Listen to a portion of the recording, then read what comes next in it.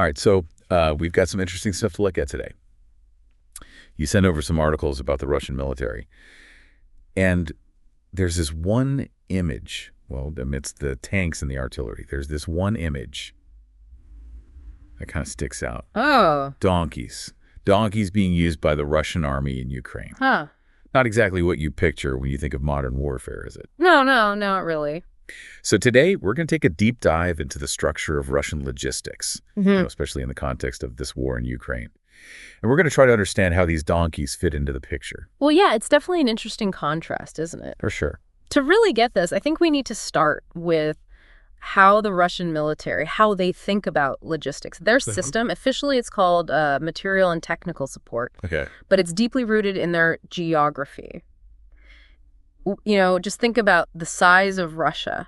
Right. It makes relying on rail transport almost a necessity. Yeah, that makes sense. I've read about those massive rail networks they have. Yeah. It's like their version of the American interstate system. Exactly. Oh, sure. And they don't take it lightly either. They have 10 specialized railway troops brigades. Wow. And their sole purpose is to build, maintain, protect these rail lines. Really? Yeah. And then once those lines are established, they'll use pipelines for things like fuel and water. And finally, they rely on trucks for that last leg of the journey. To get supplies to the front. Yep. So it's very like structured sequential system. Yeah. Trains lay the groundwork, pipelines follow, and then trucks take it from there. Yeah, and the sources, they call this a push logistics system. Okay. It's all about pre-planned stockpiling and predetermined supply routes. So they're essentially pushing supplies forward based on what they think they'll need rather than reacting to like specific demands.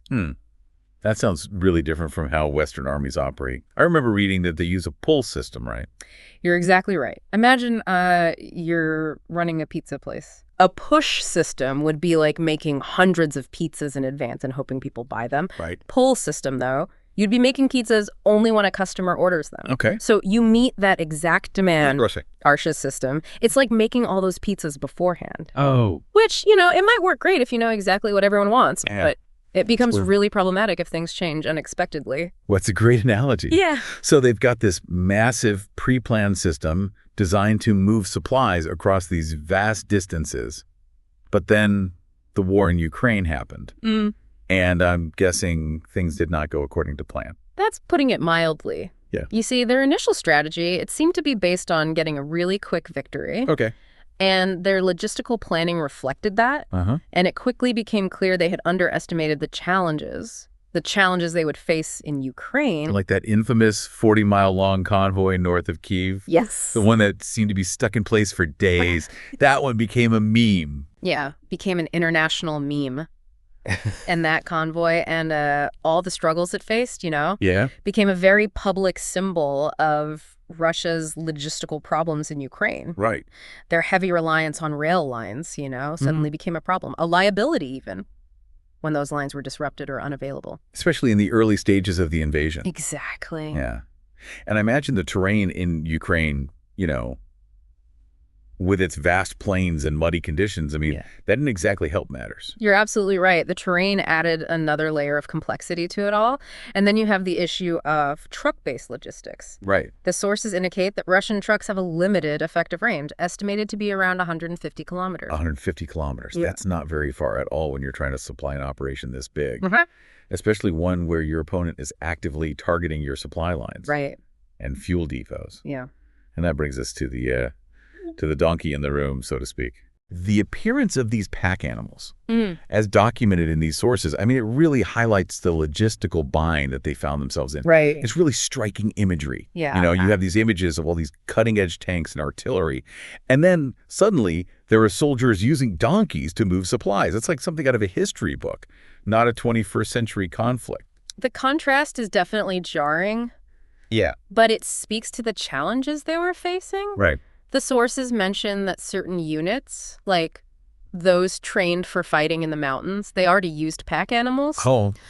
But the broader adoption of donkeys, you know, with some reports even suggesting the Ministry of Defense is officially listing them as a logistical tool. Wow. It suggests a level of adaptation born out of necessity. I have to ask, how effective can a donkey really be in a war zone these days?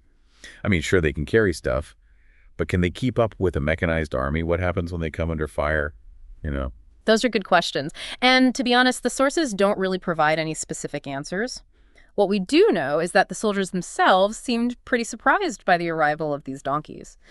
There are accounts of soldiers using, let's just say, some colorful language. Oh, my. Upon being presented with a donkey as a means of transport. Even some Russian military bloggers, you know, have kind of poked fun at the situation. So it sounds like there's a bit of dark humor mixed in with the reality of the situation. Exactly. On one hand, you have this almost comical image of donkeys being used in a modern war. But on the other hand, you know, it's a reminder of the very real challenges that Russia is facing. And it really begs the question, you know, is this a sign of desperation? Or is this just a really clever adaptation of the circumstances? Or maybe even a little of both? To really answer that, I think we need to dive deeper into how Russia has adapted its logistics throughout the war, which, you know, we'll do in the next part of our deep dive. Welcome back. You know, last time we saw how Russia's initial logistical plan in Ukraine, well, it kind of hit a wall. Yeah, it seems like the whole world was watching that 40-mile convoy. Yeah. You know, that one stalled outside Kiev. Yeah. It became a symbol, really. Absolutely. A stark visual reminder of their logistical problems. Right. And those problems, they weren't just about the convoy itself, were they? No, not really. They exposed this flaw, you know, in their entire logistical approach. Yeah, this push system, as we discussed, it prioritizes pre-planned supply routes and stockpiles. Yeah. But in a dynamic battlefield like Ukraine, I mean, things are constantly changing. Right. That lack of flexibility, it had to have been a major weakness. It was. Like, imagine trying to navigate a maze, right? Okay. But you have this rigid set of directions. What happens when you hit a wall? You can't just keep going forward. Yeah, you got to adapt. They do. And the sources highlight several factors that compounded this, you know, like this lack of flexibility. For one, the limited range of their treks, I mean, that meant they couldn't stray too far from the rail lines. Or those established supply depots. Exactly. And those rail lines, while extensive, you know, they were very vulnerable to sabotage and attacks, especially in those early phases of the war. And then you've got the Ukrainians. Yeah. Who, I mean, they were very adept at exploiting these vulnerabilities. They were constantly hitting supply lines, ambushing convoys, blowing up fuel depots. Their use of drones, you know, particularly seems to have really changed things. Oh, sure. The sources describe how Ukrainian drone warfare, well, it forced the Russians to operate in what they call a gray zone. A gray zone, huh? It's a space where those conventional transport methods become incredibly risky. So picture this. You're a Russian logistical commander. Your supply lines are stretched incredibly thin. Your trucks can only go so far. And now you have all these Ukrainian drones buzzing around, ready to sting at any moment. What do? You get creative. Okay. And that's where the donkeys come in. Right. It's not just a funny anecdote or something, you know? Yeah. It's a symptom of a much larger problem. When your trucks are sitting ducks and your rail lines are disrupted. Yeah, you have to start looking for other ways to move supplies, even if those alternatives seem a little, well, a bit archaic. It does make you wonder, did the Russian military planners ever anticipate this kind of problem? Did they ever, you know, think about the possibility of having to use animals to transport things in the 21st century? That's a good question. One for military historians, maybe. Yeah. But we can say for certain that the logistical realities of the Ukraine war, well, they forced Russia to make some big adaptations. Like moving those supply depots further back from the front lines? Right, to avoid those HIMARS strikes. That's a perfect example of how they've adapted to the threat posed by Ukrainian long-range weapons. The sources also mention, I think, a shift toward dispersing supplies more widely, making them, you know, less concentrated and therefore harder to target. Exactly. So it's this constant cat and mouse game. It is. With each side trying to outmaneuver the other. It really shows just how critical logistics are in modern warfare. It's not just about having the biggest guns or even the most advanced technology. It's about keeping your forces supplied, keeping those guns firing, those vehicles moving. And all of that while your opponent is actively trying to disrupt every single move. It's a nightmare. Logistically speaking, it's a nightmare. Really? But it is a fascinating case study in adaptation. How does a military accustomed to a certain way of doing things, right, adjust to this new reality? Yeah.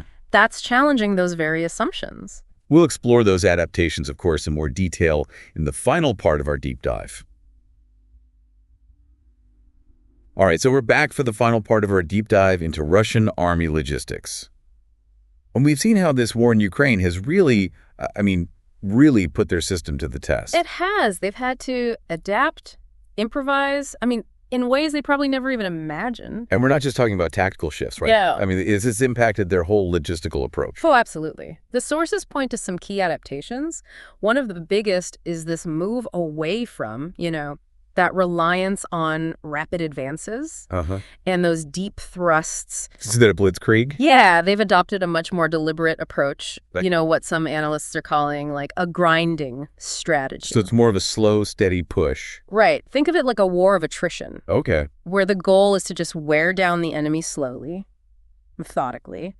And that shift in strategy, it has major implications for their logistics, doesn't it? Oh, huge. Instead of those long, vulnerable supply lines stretching, hundreds of kilometers, they're focusing on these shorter, more defensible routes. They're also making greater use of existing infrastructure. Like roads and railways. Yeah, to make their supply lines less predictable and harder to target.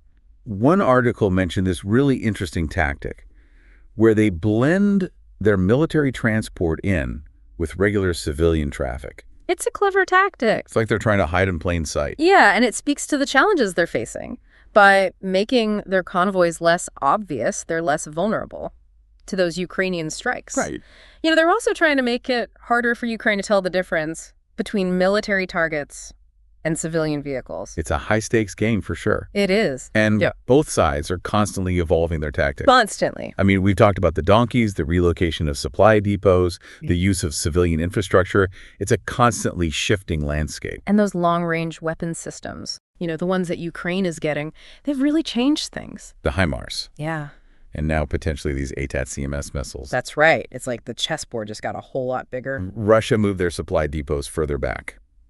But if Ukraine can strike even deeper into Russian-held territory, what does that mean for their logistics? It's the big question, isn't it? It is. The sources suggest that Russia is exploring a few things. One is increasing their reliance on air transport. But that's risky, of course, given how effective Ukraine's air defenses are. They're also working on improving their battlefield maintenance capabilities. Okay. Making sure that, damaged equipment can be fixed or salvaged more quickly. That should reduce the strain on their supply lines. So it's not just about moving supplies forward. It's also about keeping what they already have working. Right. It sounds like a logistical nightmare, honestly. It's a huge challenge, and it highlights something really fundamental about warfare. Even the most technologically advanced military can be crippled by logistical failures. The ability to keep a military force supplied, it's just as important as the ability to fight. So as we wrap up this deep dive, what's the key takeaway here? Adaptability. Russia entered this conflict with a logistical system built for a totally different war. They've been learning and adapting on the fly. And how well they continue doing that might determine how this whole conflict plays out. It really is a reminder, isn't it, in this crazy world of modern warfare, Yeah. Victory often comes down to more than just firepower. It does. It also depends on the strength and flexibility of the logistical networks. Right. The ones that support the firepower. That's it. Well, thanks for joining us for this deep dive, and we'll see you next time for another one.